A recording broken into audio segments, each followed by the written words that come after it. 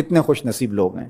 جن کے دن کا آغاز نماز فجر سے ہوتا ہے، اور سونے سے پہلے بھی وہ سجدہ ریز ہو کے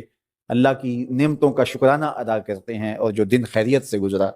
اور عافیت کی گود میں نیند لینے کے لیے بڑھ رہے ہیں تو وہ شکرانے کا سجدہ کر رہے ہیں کہ مالک تیری توفیق سے مجھے خیریت سے یہ دن گزارنا نصیب ہوا۔ ہمارے بزرگ فرمایا کرتے تھے سونے سے پہلے 5 انگلیاں بھی گن لیا کرو، 5 نمازیں بھی گن لیا کرو۔ اگر 5 نمازیں پوری ہیں تو اللہ کا شکر ادا کیا کرو کہ تمہیں توفیق اس نے عطا کی۔ اللہ اکبر۔ حضور علیہ السلام نے کچھ لوگوں کو دیکھا معراج کی شب کہ ان کے سر پتھروں سے کوٹے جا رہے ہیں، کچلے جانے کے بعد پھر دوبارہ سر صحیح کر دیے جاتے ہیں، پھر پتھروں سے ان کے سر کوٹے جاتے ہیں، ریزہ ریزہ ہو جاتے ہیں، پھر دوبارہ ان کے سر صحیح کر دیے جاتے ہیں۔ جبریل امین نے کہا حضور یہ آپ کی امت کے وہ لوگ ہیں جو نماز میں کاہلی کیا کرتے تھے، نماز میں سستی کیا کرتے تھے، نمازوں پر بوجھ تھا کہ یہ وقت ہو گیا ہے اب پڑھنی پڑے گی، دیر کرتے رہتے، پہلے پڑھنا نہیں چاہتے تھے، اگر پڑھنی پڑھ بھی جاتی تو پھر نماز کی وجہ سے ان کے سر بوجھل رہتے تھے، آج ان کے وہ سر کوٹے جائیں گے۔ نوجوانوں بالخصوص میں آپ سے مخاطب ہوں، ماں باپ کو زور نہ لگانا پڑے، آپ کی منتیں نہ کرنی پڑیں، آپ کے ترلے نہ کرنے پڑیں، آپ کو جھڑکنا نہ پڑے، جب حی علی الصلاح کی آواز آئے تو بستر سے چھلانگ لگا کے اٹھ جاؤ کہ میرے رب کا بلاوا ہے میرے نام۔ میسج ہے، طلباء سے کہوں گا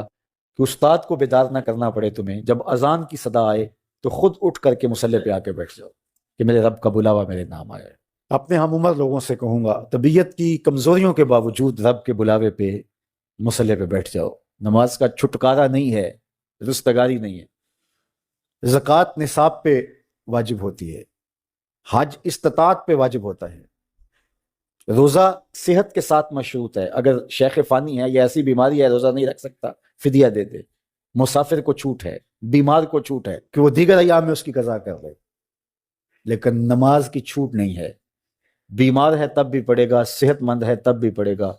حضر میں ہے تب بھی پڑھے گا، سفر میں ہے تب بھی پڑھے گا۔ بالغ کے اوپر نماز کی کسی صورت میں بھی رخصت نہیں ہے، کھڑے ہو کے نہیں پڑھ سکتا بیٹھ کے پڑھ لے، بیٹھ کے نہیں پڑھ سکتا لیٹ کے پڑھ لے،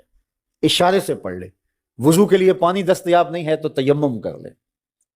حالت سفر میں ہے قصر کر لے، آدھی پڑھ لے پوری نہ پڑھے، دشمن کے مقابلے میں ہے صلاۃ الخوف کی صورت میں پڑھ لے۔ یہ نماز کا مسئلہ ہے، اتنی اہم نماز ہے۔ تو جن کے سر بوجھل رہے نماز سے، سردیوں میں ہوتا ہے اوپر نیچے نمازیں آ رہی ہوتی ہیں، ابھی عصر پڑھ کے گھر پہنچے تو پھر مغرب کی آ گئی، مغرب گھر کے پہنچے تو پھر عشاء کی آ گئی، تو کئی لوگ کہتے ہیں اے تو مولویاں نے آ تو چکی ایک، ابھی تو پڑھ کے آئے ہیں۔ تو کیوں شوق نہیں ہے تمہیں ایک نماز کے بعد وہیں بیٹھ کے دوسری نماز کے انتظار میں مسجد میں قیام کرنے والا؟ اللہ اکبر، فرشتے ناز برداریاں کرتے ہیں، مسجد میں صحابہ بیٹھ جاتے ہیں، ایک نماز پڑھی اب دوسری پڑھ کے جائیں گے، دوسری پڑھی تب تیسری پڑھ کے جائیں گے، اور جب نماز کا وقت آتا تو